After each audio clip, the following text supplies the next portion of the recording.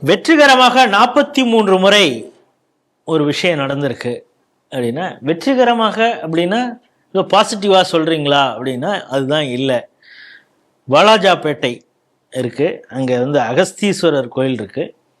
அங்கே 43 முறை என்ன நடந்திருக்குன்னா திருட்டு நடந்திருக்கு. கோயிலில் திருடிட்டு இருக்காங்க. வெண்கல சிலைகள், ஐம்பொன் சிலைகள், இதெல்லாம் அவங்களுக்கு எப்பப்பெல்லாம் என்ன தேவையோ அதை எடுத்துகிட்டு போவாங்க போல இருக்கு. ஆனால் அடித்து கேட்டால் கூட நாங்கள் சொல்ல மாட்டோம்னு சொல்லி அங்கே இருக்கக்கூடிய ஹெச்ஆர்என்சி நாங்கள் கம்ப்ளைண்ட் கொடுக்க மாட்டோமே அப்படின்னு விடாப்பிடியாக இருக்கிறாங்க. நீ கொடுக்கலன்னா என்னடா நாங்கள் இருக்கோம் அப்படின்னு சொல்லி இந்து முன்னணி இப்போ புகார் கொடுத்துருக்காங்க.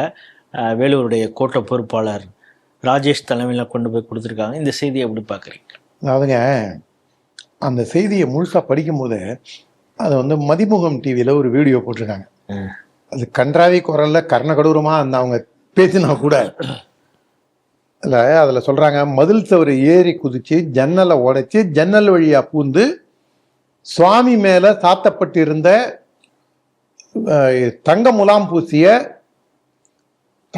பூசிய அந்த இது போட்டிருப்பாங்கல்ல, அந்த கவசம் சாமி மேலே சாத்தக்கூடிய கவசங்களாக இருக்கட்டும், அதுக்கப்புறம் அங்கே இருக்கக்கூடிய பழைய சிலையெல்லாம் வேற திருடி இருக்காங்க. 10 லட்சம் ரூபா பொறுமானம் உள்ள மீதி மெட்டீரியல்ஸையும் திருடியிருக்காங்க. உண்டியலை உடைச்சி எடுத்துட்டு போயிட்டான். ஆனா இதெல்லாம் நடந்தும் கூட எதுவுமே நடக்காத மாதிரி, எரும மாட்டு மேல மழை பெஞ்சா மாதிரி, அதாவது இதுல கோமால போனா ஒரு மனிதன் எப்படி இருப்பான், செத்த போன மாதிரி இந்த இந்து சமய அறநிலைத்துறை இருக்கு. போன செய்தியில இந்து சமய அறநிலைத்துறை எங்க எதை செய்யணுமோ அதை விட்டுட்டு இப்ப பாருங்க, இங்க இது செய்ய வேண்டிய இடத்துல கம்ப்ளைண்ட் கொடுக்காம 43வது முறை, அதாவது இது ஒரு முறை இல்லை, இருமுறை இல்லை. அப்ப எந்த அளவுக்கு இவங்களுக்கு கோவிலை பத்தின ஒரு அக்கறை இருக்குன்னு பாருங்க.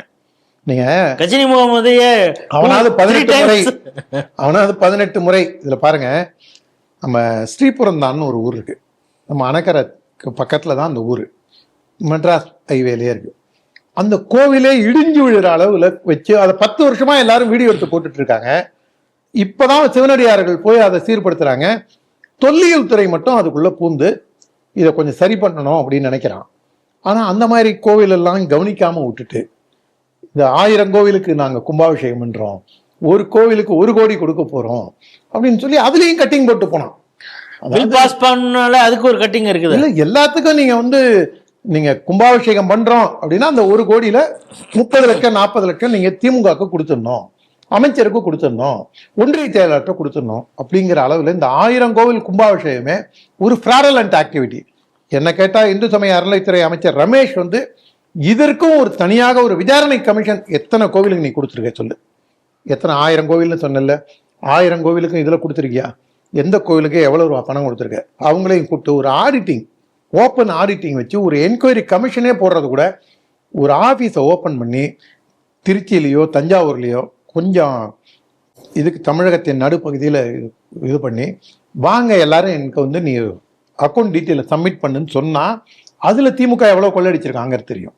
அந்த அளவுக்கு ஊழலுக்குன்னே இந்த இந்து சமய அறநிலைத்துறையை வச்சு கொள்ளை அடிக்கிறதுக்குன்னே, இந்த பயலுக்கு திருடுறதுக்குன்னே கோவிலை வச்சு சிவன் சொத்து குலநாசம். இந்த கோவிலும் சிவன் கோவில், இதற்கான நிலபுலன்கள் எவ்வளவு இருக்கு, அதுலேருந்து வர வேண்டிய வருவாய் என்ன, அதெல்லாம் எதை பற்றியுமே கவலைப்படல. ஆனால் அதுலேருந்து எப்படி திருடி திங்கலாம். அதில் எனக்கு இன்னொரு டவுட் என்னன்னா, 43 முறை ஒருத்தன் திருடிட்டு போயும் இவங்க கம்ப்ளைண்ட் கொடுக்கலன்னா அப்போ இவங்களுக்கே ஏதாவது கட்டிங்க.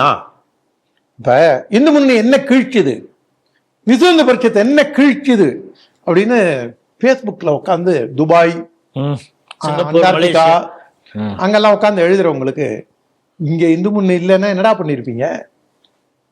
திருச்சியில விசுவந்த பரிஷத் இந்து முன்னணி கூட நிக்குது அம்மா மண்டப பிரச்சனைக்கு. திருப்பரங்குன்றம் பிரச்சனைக்கு இந்து முன்னணி தான் அங்க 2 மணிக்கு உத்தரவு 4 மணிக்கு சொல்லி லட்சக்கணக்கானவங்களை திரட்டுது இந்து முன்னணி. இங்கேயும் இந்து முன்னணி கோட்ட பொறுப்பாளர் தான் போய் கம்ப்ளைண்ட் கொடுக்குறான். இந்துக்களுக்காக வாதாட போராட பரிந்து பேச இருக்கக்கூடிய இந்து முன்னணியை நீங்க கோணூசி எடுத்து குத்திக்கிட்டு என்ன கிழிச்சிட்டீங்க, என்ன கிழிச்சிங்க? நம்மளையுமே கூட கேட்குறாங்க, why can't you file a case against HRNC? அண்டார்டிகால எழுதுவான்னு நினைக்கிறேன். ஏன்னா அவனுக்கு இங்க ஏதாவது இந்த குறைஞ்சபட்சம் இதுல இன்னொன்னு நீங்க அதுல பார்க்கணும். கோ சம்ரட்சணத்தை பத்தி பெரியவா என்ன தெரியுமா சொல்லியிருக்கா? கோ சம்ரட்சணம் பரம புண்ணியம் அப்படின்னு சொல்லியிருக்கா. அவன் அது ஆஸ்திரேலியா, நியூசிலாந்து இல்ல அங்க இருக்கிற தீவுல இருந்து இங்க நமக்கு அட்வைஸ் கொடுப்பான். அந்த மாதிரிதான் உலகம் அப்படிதான் இருக்கும்னு வச்சுங்க. இந்த சமுதாயத்துக்குள்ளதான் நாமளும் வேலை செய்யணும். பெருசா நம்மளுக்கு ஒண்ணு செய்ய வேண்டிய அறநிலைத்துறையே கேடுகட்டத்தனமா நடக்கும் போது சாதாரண ஜனங்களை நாம என்ன சொல்ல முடியும்? அதனால இந்து முன்னணி விழிப்புடன் இருக்கக்கூடிய காரணத்தினால இந்த கோவிலுக்குள்ள பிரச்சனைகள் வெளியில தெரிகின்றது. இந்து முன்னணியின் தொண்டு தொடர இறைவன் அருள் புரிவான். அதே நேரத்துல இந்து சமய அறநிலைத்துறையானது அதனுடைய செய்ய வேண்டிய வேலைகளை உணர்ந்து செய்யப்படவில்லை என்ற ஒரே காரணத்தால் தான் அறத்தே ஆலயத்தை விட்டு வெளியேறுங்கிற கோஷத்தை நம்ம முன்வைக்கிறோம். அதற்கு ஏற்பதான் இந்த HRNC நடந்துக்குது.